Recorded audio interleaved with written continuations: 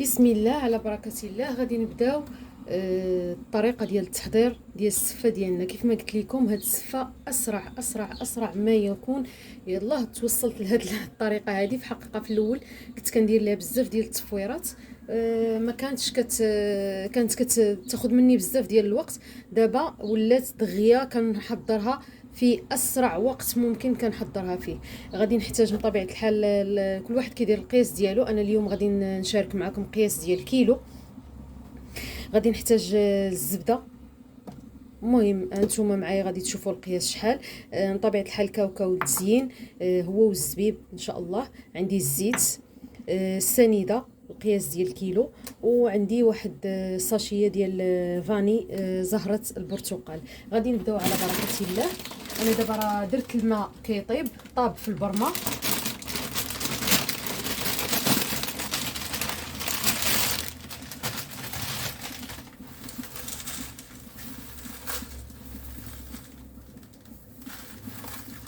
غادي نلبسها بواحد شويه ديال الزيت، ضروري هذه في الاول باش ما كت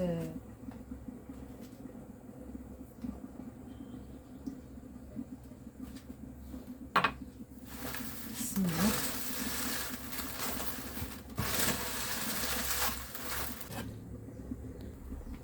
من بعد ما لبستها كامله بالزيت وفكيتها مزيان كلها تفكات، غادي نديرها في الكسكس ونحطها تفور. نغطيها بواحد الزيت يكون نقي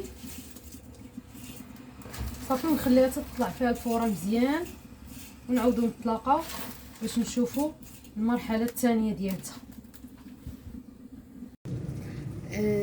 انا درت السفه ديالتي درتها كتطلع هنا في الكسكاس، وغادي نغطي عليها ونخليها ملي نشوفها طلعت. المهم هاد الزيت راه نقي بطبيعه الحال. مني غادي نشوفها طلعت غادي نحسب ليها تقريبا من ثلث ساعه حتى نص ساعه. المهم خصها تطلع الاولى تطلع مزيان، تطلع فيها مزيان، وندوزو نشوفوا المرحله اللي من وراها ان شاء الله. البنات السفه ديالنا ها هي راه طلع فيها الفار كيف ما شفتوا. في هذه المرحله هذه غادي نخويها في هذا البانيو هذا. البنات السفه ديالنا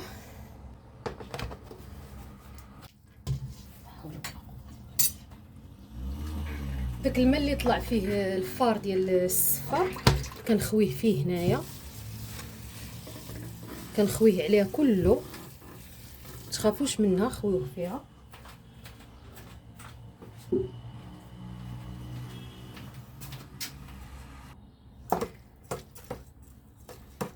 صافي ملي تنخويه كامل كندير واحد المعلقه ديال الزبده،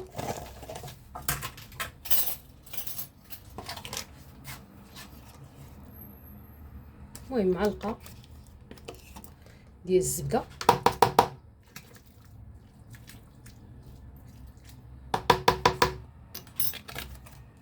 وكندير القياس ديال الملحه.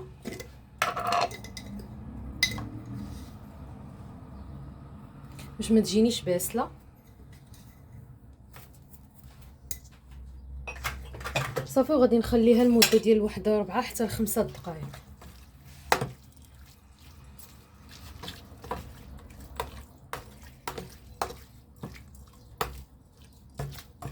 صافي كنخليها في هذا الماء ديالها ونعاودو نتلاقاو ان شاء الله.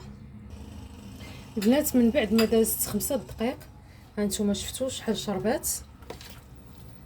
واحد المساله دائما من يكون عندنا هكا شعريه ولا شي حاجه، المهم هادشي ديال العجائن ما ديروش الاواني ديال العود، يعني العواشق والمغارف وداكشي ما ديروش ديال العود كيعجنهم. من الاحسن ديروا هادو ديال الحديد باش ما كتعجنش لينا داكشي ديال العجائن ما يخسرش. صافي دابا غادي نصفيها ونعاودو نتلاقاو ان شاء الله. نصفيها في الكسكاس. من بعد ما صفيتها كنعاود نرجعها البانيو اللي خدمت فيه.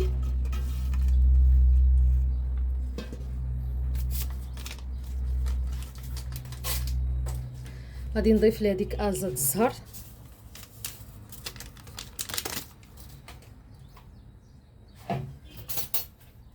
السنيده.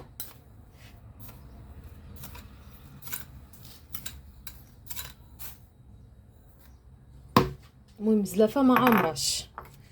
الزبيب بطبيعه الحال راه غسلته وسقطرته.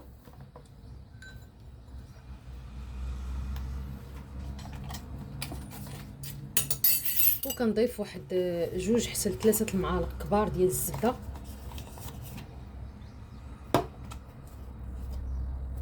المهم اللي بغى يدير الزبده سبيسيال يديرها، هذه حتى هي دائما كنخدم بها في الحقيقه، ما تتحشمنيش الحمد لله، كتجي مذاق ديالها زوين حتى هي. وخلاص مع هذاك ازاد الزهر يعني ما كتخليش ليها كاع الريحه ديالها، ما كتعطيش يعني شي ريحه فيها ولا شي حاجه. نحاول نخلطها من هنا شويه، وردوا البال لا تكون سخونه تحرككم في يديكم.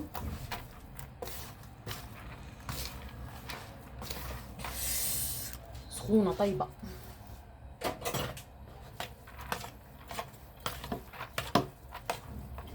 خاصها ديك الزبده اللي درنا خاصها توزع فيها كامله هي والسنيده، وما ديروش في هذه المرحله هذه وياكم ديروا السكر كلاصي، لان السكر كلاصي كيف ما عرفتوا تيطلق الماء تيميه،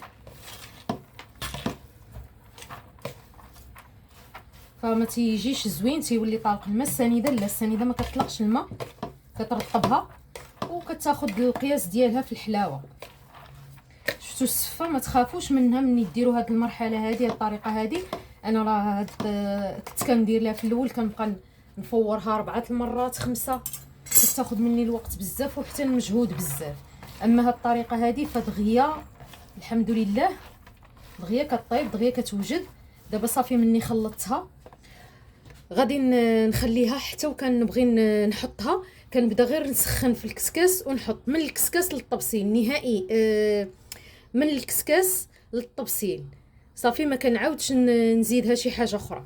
هذه ما غادي نزيدها دابا لا ما لا والو. ها نتوما كيف ما شفتوا واخا كديروها ما كتعجن ما والو، وطيبه مزيان يعني فايره واخده حقها في الطياب. غادي نخليها هكا تبقى تشرب مع ديك الزبده والسكر، وفي نفس الوقت داك الزبيب ديالنا حتى هو يوجد يعني يتطلق في وسط من هذيك السخونيه ديالتها. ونعاودوا نتلاقاو ان شاء الله في طبق التقديم. البنات الصفه ديالنا ها هي راه نشفات مزيان وشربات تقادات. ها نتوما شفتوا انا راه درتها بديت كنطلع فيها، ها هي رجعتها. دابا ماشي غادي نطلع فيها الفار، غادي غير تسخن فقط، غير نسخنها ونحطها صافي. نتلاقاو ان شاء الله في طبق التقديم.